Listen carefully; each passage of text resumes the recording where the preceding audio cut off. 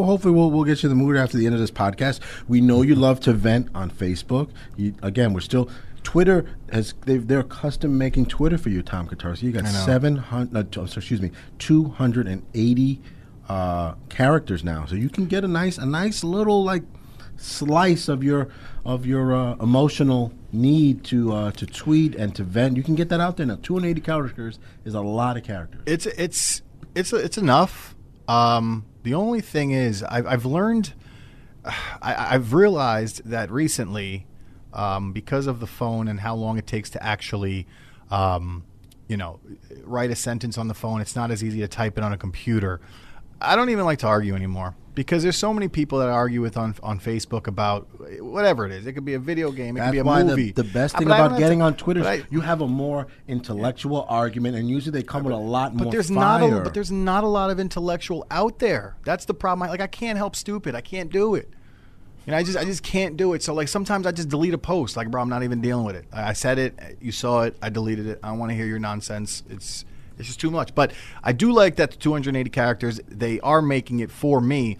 I'm just a little – I need a tutorial. I need a friend to show me how to use Twitter. I've been showing you. Because there's too many at symbols, and then it's this. Are they retweeting it? Are they who's talking to who? Because when I look at something, I'm like, is he talking to him or is he replying to him? It's got too many hashtags. I'm not down with the hashtag gang. It's just like Facebook. When you tweet at somebody and you have a thread, you can click into that thread and you'll see who's replying to what. I'll show you throughout the show. I'll show you after the show. I'll continue to show you. It'll change your life for the better. And I think I told you, obviously with all the drama on Facebook, and again, I'm not trying to stay woke or anything, but I did get off of Facebook on my phone, had to re-download it so we can do the Facebook Live podcast, but it allows me to spend more time on Twitter. That's another reason why I wanted to get rid of Facebook on my phone. Spend more time on Twitter, so instead of seeing idiots that I know post stupid stuff, I can actually get online and get more news and get more information, like the article I shared with you yesterday about the top power hitters in minor league baseball. Who is number one, sir? It's probably your best friend in the whole wide world,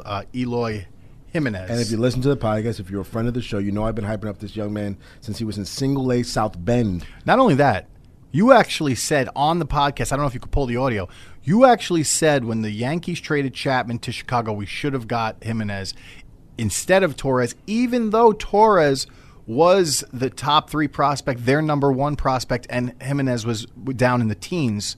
You did say that that's the guy the Yankees should have targeted as opposed to Torres. So the thing that concerns me about a guy like Torres is Brian Cashman, are you going to call up a kid like this and let him play? I don't see it happening. I don't. Not with what they got going on. I feel like this is the type of year, since they're going to try to win the World Series and they're going to go for it, this is the year that they go and they make a trade to bring in someone to play every day, a veteran second baseman. I don't think that you're going to look into July and August and Gleyber Torres is going to be a starting second baseman for this team, even though he is ripping it for Scranton Wilkes-Barre, came up with a big 4 for 5 yesterday.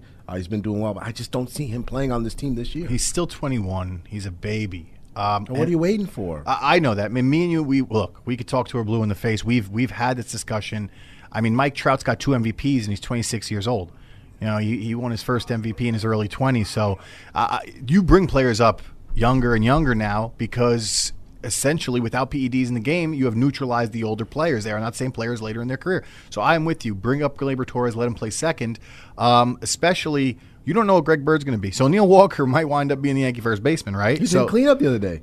And I like the Neil Walker signing, and he's a good player. I like Neil Walker. But you already have Miguel Andujar up playing third. You don't know what's going on with Drury. I was going to say Chris Drury, the hockey player. Brandon Drury, he has blurry vision. He's got problems with migraines. I mean, migraines essentially cut Percy Harvin's football career short. Now, I know it's a lot less contact, but if you have blurry vision and sometimes migraines lead to vertigo, you can't play. And if Brandon Drury can't play... That's crazy that didn't come up on the on his medical. And again, you want to be a Yankee, and I know, Cashman, they talk to the agent before they make the trade, and he said he's been dealing with this for like 6 years. Yeah, and he only got treated for one time, and it was a one-time thing in Arizona, supposedly. So it wasn't like a chronic thing. Look, I know the kid wants to play, and he's played pretty well. Early on he was playing pretty well, not as good as he had hoped, but, the kid...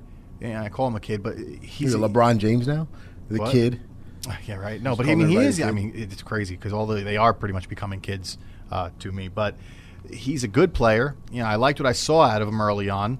He had a couple of nice games in Toronto. But, I mean, you might have Miguel Andujar as your third baseman going forward.